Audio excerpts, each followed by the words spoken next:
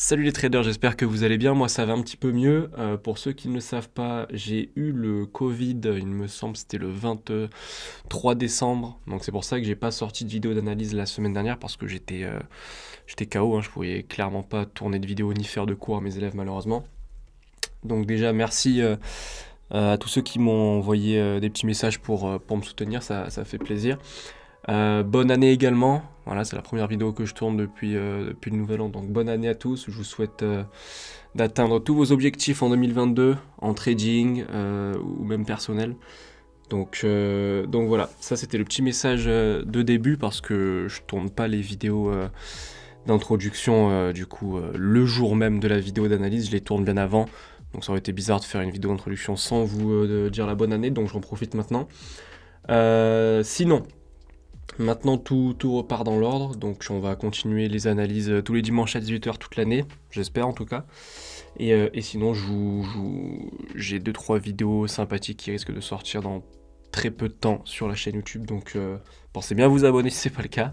Et encore merci à ceux qui prennent le temps de lâcher leur like et leur commentaire en dessous de chaque vidéo, ça fait super plaisir. Voilà, donc du coup, on va attaquer la vidéo d'analyse, donc HotCAD. Alors je vais peut-être pas faire le point sur l'analyse d'il y a 2 semaines, parce que des fois c'est plus d'actualité ou je m'en souviens carrément plus. Donc je pense qu'on va faire une analyse normale là, et comme ça on reprend la semaine prochaine les récapitulatifs.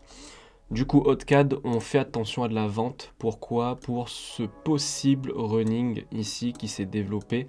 Donc pour cette correction, pour ce 1, 2, et nous on irait potentiellement chercher ce 3 jusqu'en bas. Ok, ça c'est ce qu'on peut chercher sur HotCAD. Là on a eu une cassure de trendline avec une belle impulsion. Donc si en fait vous avez une correction, un setup de vente, vous pouvez tenter la vente jusqu'au plus bas ici. Ok, ça c'est ce qu'on va surveiller sur HotCAD. 4CHF, 4CHF ça m'embête, j'aurais bien aimé chercher dès maintenant de l'achat, mais en fait j'aimerais que ce plus bas soit cassé.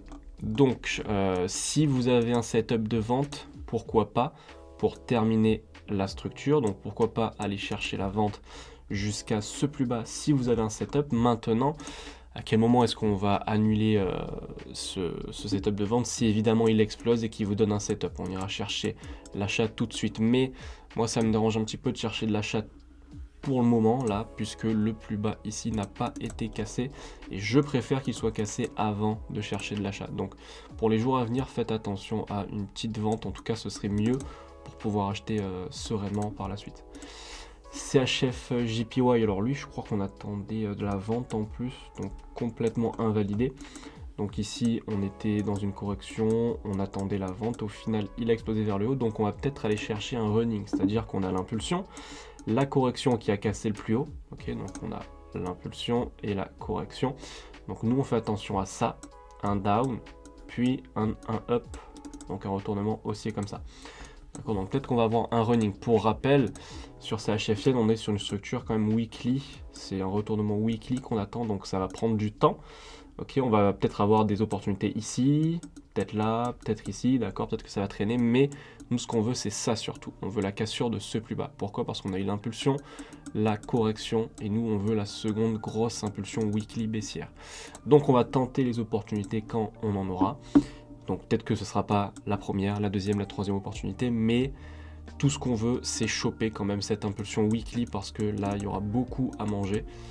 Donc voilà, on va tenter. Pour l'instant, on surveille ce possible running flat, donc un down quoi qu'il en soit. Si vous avez un setup, attention, je le répète encore, pour les running, je ne peux pas savoir avec certitude à quel moment exact on va voir le retournement. On peut avoir le retournement là tout de suite lundi à l'ouverture, comme on peut l'avoir dans 2 semaines ici, d'accord. Mais tout ce que je sais, c'est que j'attends un setup de vente sur CHF Yen pour le down, d'accord, pour tenter l'opportunité de l'impulsion weekly. Euro NZD, il me semble que celui-ci, on veut de l'achat depuis pas mal de temps. On était dans cette zone, je crois. Donc, bon, il est monté, mais pas trop. On fait attention à un down maintenant. Pourquoi? Parce que là, on a une perte de momentum et surtout cassure de trend plus correction. Là, on commence à corriger sous la trend. Ça sent pas bon pour l'achat. Donc, faites attention à ça. Il y a plusieurs scénarios. Soit c'est un gros down jusqu'en bas. Ok, bon, c'est possible. Soit, en fait, on va juste corriger là tout ce qu'on a fait juste avant, ici, et on ira chercher l'achat. Mais quoi qu'il en soit, je pense que là, pour les jours à venir, ça sent quand même le down.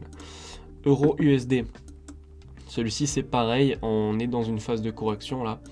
Donc comme on a pu en avoir une ici par exemple, hop, là on est dans une phase de correction aussi.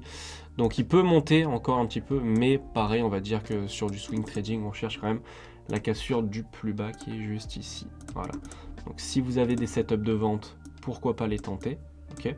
Maintenant, à quel moment ça s'invalide? Comme il me semble 4 CHF, je crois, si on a un gros spike et une correction au-dessus.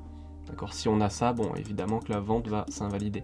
Mais pour l'instant, voilà, pour les jours à venir, on peut tenter la vente. Alors peut-être pas tout de suite, comme je vous l'ai dit, peut-être qu'on peut encore avoir un petit setup d'achat, mais quoi qu'il en soit, on va chercher ça dans le futur. GBP Odd, celui-ci, je ne me souviens absolument pas de l'analyse d'il y a 2 semaines. Donc du coup, tout ce que vous devez retenir, c'est que ça, pour moi, c'est une correction. Là, on a eu l'impulsion et ça, c'est une belle correction. Donc, quoi qu'il en soit, on cherche de la vente sur GBP Odd. Très simple. GBP JPY. Alors celui-ci, on est peut-être sur un running 4 heures. On a peut-être ce 1, 2, 3. Cette correction ici. Donc si vous avez un petit setup d'achat, vous pouvez le tenter jusqu'au plus haut ici. GBP USD, celui-ci, je crois qu'en plus on voulait une dernière vente mais qui ne s'est pas entièrement validée. On voulait une vente jusqu'au plus bas ici. Et à quelques pips on l'a pas eu, d'accord, donc ça c'est un peu chiant, pareil, ça me gêne un peu du coup d'acheter tout de suite. Maintenant, si vous avez un setup d'achat, pourquoi pas, ok.